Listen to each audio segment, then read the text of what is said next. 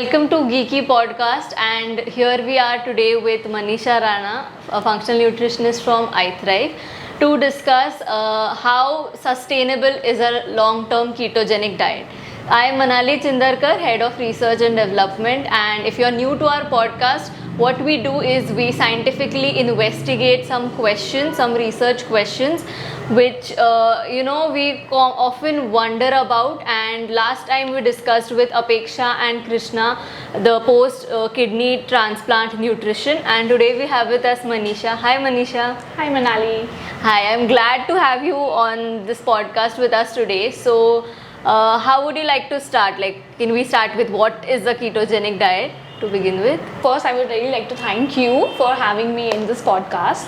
So as you asked me that what exactly is this ketogenic diet is, so ketogenic diet, in this ketogenic diet what we do, we reduce the carb intake and increase the fat intake, and it happens gradually, gradually we are increasing the fat intake and decreasing the carb, which produces ketone bodies, okay, and this ketone bodies crosses our blood-brain barrier, and our brain start using these ketone bodies as a source of fuel.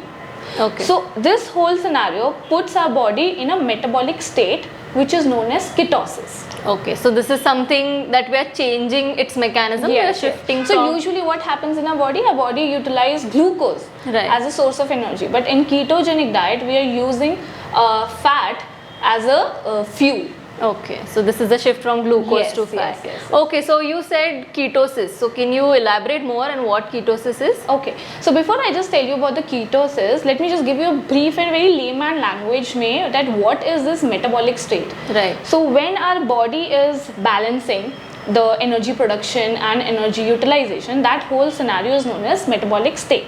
Now what happens when we are doing this changes in the gradually decreasing the carb intake and increasing drastically the fat intake, body start using this fat as a fuel, and this whole process is known as ketosis. This is known as a metabolic state.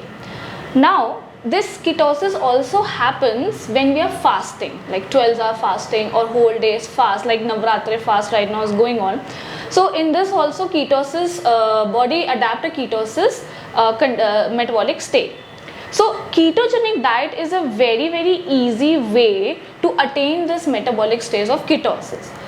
Now body will start showing symptoms that okay, now I'm in a ketosis state, and in these symptoms we start facing frequent thirst, frequent urination, and the appetite starts getting decreases, and even there are certain blood tests and urine tests also which tells that okay, now your body is in this ketosis state. Okay, yes, so shift in the body's metabolism. And ketosis, I think what we have studied in biochemistry is the production of 3 ketone bodies. To name them, first is acetone, then there is acetoacetate, and then there is beta hydroxybutyrate. So the presence of these 3 ketone bodies in the blood is ketosis, right? So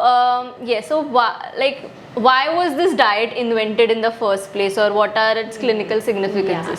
So actually this ketogenic diet was first introduced in 1920s to treat epilepsy condition in children. Now what happens in this epilepsy, the child start facing frequent seizure conditions because there is some imbalance happening in the brain, the neurotransmitters, because of which the child start facing epilepsy and seizure condition. Now this ketogenic diet helps in this balancing of the neurotransmitters happening inside the brain and reduces the frequency of the seizures. But what actually people start noticing, and I would really like to thank celebrities for that because as you said that we are changing the whole fuel only. Initially we are using glucose, now we are using the ketones, that is fat. So when we are changing the state and utilizing fats as a source of energy and there is no carb, so now people are getting attracted, I would say. Whenever you will say that okay, this is a no carb diet or low carb diet, people start like okay, this is something meant for me. So what people saw that when there's a change in the fuel purpose, body start losing weight. Why? Because glucose is not there. Whatever the stored fat is there, the body is metabolizing that fat, yes. and with that they are able to enjoy their fat rich food items also. So they get attracted, and they even notice the drastic change in their weight. It's like within 2 months they are losing 15 kgs. So it attracted people. Okay. So this is why it got so famous in a very initial and very limited time period, that okay, if you want to lose weight, go for the ketogenic diet. Yes, but can everybody and anybody, like you said, okay, the people are attracted, may it be trendy and they just want to try it out, but can anybody just go and try the ketogenic diet? Would it be safe? I would say anything done in a proper guidance and acknowledgement with the proper knowledge is okay for a period of time. Yes. But what happens, there is no proper knowledge about any in this particular diet, because this diet was initially designed for a medical condition, not for a weight loss condition. So there is no proper guidance, and if there is no proper knowledge regarding how to do it, then it can cause problems in our body, health related problems. There's this keto flu. Okay, so what happens in keto flu, people start, when they are doing this ketogenic diet for a longer period of time, they start facing symptoms like constipation, dizziness, tiredness, and also they start facing different type of vitamin deficiencies also, because we are only focusing on one part of the food group and totally neglecting the other part of the food group. And as a human body, we have to understand that all the food groups, whether it's carb, whether it's protein, whether it's fat, plays a very, very major role in functioning of this body. Yes. So it is very important that if you are doing a ketogenic diet in a proper guidance for a particular period of time, like 20 days or 30 days, it can be useful and can be beneficial for the body. But then gradually, slowly, with the proper guidance, start introducing the other food groups also, to reduce those keto flu symptoms which you might start facing after a certain period of time. Right. So it's good that people can try it for different conditions, and like you said, that there could be micronutrient deficiencies because other food groups are also important. So can you also name a few long-term complications, like if a person is not checking their ketone bodies and simply going on a long-term ketogenic diet, what are the severe symptoms that people should look for? As if we will tell anybody that now you have to depend on the fat rich diet, they think that okay, now they can have any unhealthy or healthy fat rich sources. But what is the long term problem is, when because of the lack of knowledge, people will start having unhealthy options of fat rich food item, and the long term complications can be, it can affect the heart, it can affect our liver function, it can affect our kidney functions also. So long term complications are very much there as compared to the short goals, I would say. So these are some major organs that we should not take for granted. I would say a very important organs of our body, which are basically because of which our body is running. And because of the longer duration of this diet, these organs can be affected. Right. And every other food groups has its own role to play, so we need all those functions to be played. Yes. Okay, so coming to the novelty segment, do you find anything new that you learned through this research area? Yeah, so initially, even when we were studying masters, then also we learned that okay, there is a ketogenic diet which has to be done. But when I was studying about okay, what is this and how to present it and tell the people that okay, what is the good thing and what is the bad thing, that time I got to know that there are 4 types of ketogenic diet. One is the standard one, where you will be having 70% of the fat rich food items, 20% of the proteins, and 5% of your carbohydrates.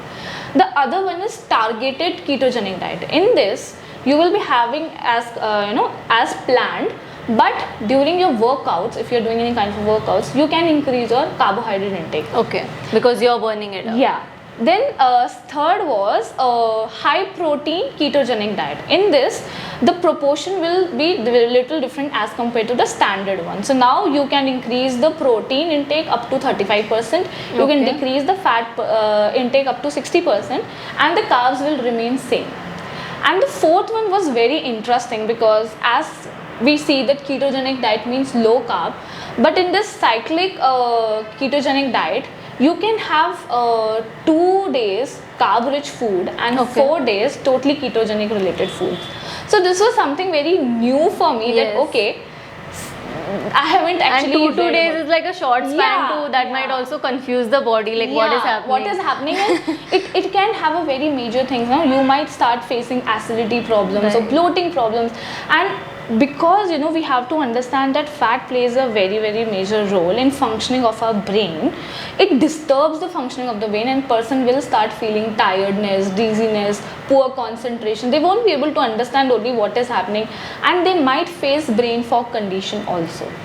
Right, it's amazing. Any limitations that you found out?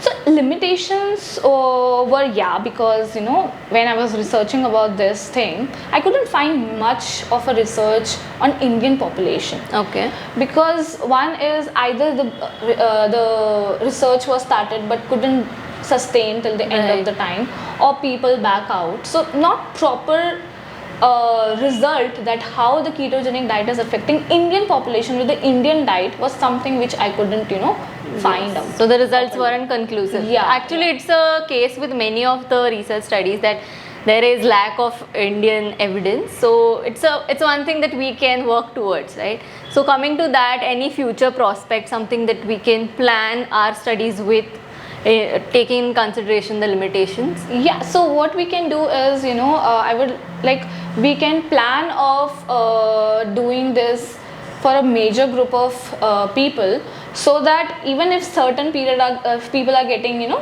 they backing off, withdrawing from the study, still we will be having amount of data which can, justify that whether that particular study will be good for the human body or not. So I understand there are discrepancies. Even I think there are many nutritionists or health coaches who, some are keto advocates, so they promote ketogenic diet. Some are absolutely anti-keto. They think carbohydrate is essential and required every day. So there are always discrepancies, and to come to a conclusion, I think we need better studies, larger studies as usual. That is the conclusion of many of the research problems. So as you just mentioned that some says that carbohydrate food is important, and some says that ketogenic diet is important. One thing which I remembered while studying this whole thing was there are lots of neurotransmitters in our body which are responsible for certain functions. So this seizure condition happens when the excitatory neurotransmitter, which is known as glutamate, increases in our brain, and to inhibit that we required GABA neurotransmitter, which is not able to produce. So that's why the seizure condition happens. There's this imbalance. Yes, imbalance. So what happens?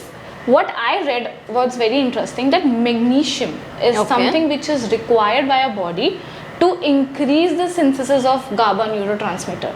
Okay, so I would say like we really need to focus on the other micronutrient parts also, because somewhere or the other it is linked in the functioning of the brain. And the second thing which I noticed was, so when the conversion is happening inside our body, this glutamate is converting into the GABA, that time an enzyme called as GAD, G-A-D enzyme is required to do this catalyst of this reaction. So to enhance the enzymes working, a cofactor is required, which is vitamin B6. Okay. So again, this vitamin B6, magnesium, all are micronutrients which is required by our body. So if we will be focusing only on one part of the food group and neglecting the other part, definitely something will be happening we will be messing up with our body. Yes. So we do study that in our nutritional biochemistry also, right? That the magnesium made B vitamins. So it plays many roles. Yes. So one of this is role in the ketogenic diet or in epilepsy, and it's a big role. Like if neglected, it could lead to severe condition or severe reactions. So like we discussed the sustainability of a ketogenic diet today, and as I said that there are some people who go for ketogenic diet or some are against ketogenic diet.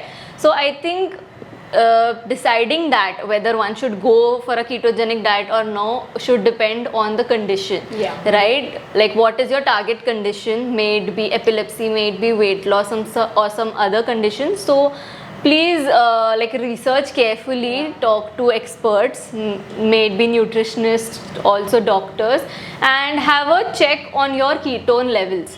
So as I mentioned, all the ketone bodies or all your sugar panel, your lipid panel. So whenever we do anything, any intervention, it's better to start with the blood analysis and then have a proper track, like how we go ahead before there is something major that is happening and bothering us. It's better to have a track and keep the ketone bodies in track. So thank you, Manisha, for being with us today. Thank you so much, Manali, for having We me. would like you to have on more episodes. Yes, why not? Sure. Okay, thank you everyone. Please go and like, share, subscribe and follow our podcast. All the keto advocates out there or all the carbohydrate promoters, we would like to hear your opinions on this, or where we could add more thing. If you would like to add your opinions, please do comment in the comment section, and you can always suggest us new topics what you would like to listen from us, and we would definitely provide you with a research and more application based solution. Thank you so much for watching Geeky Podcast. Bye.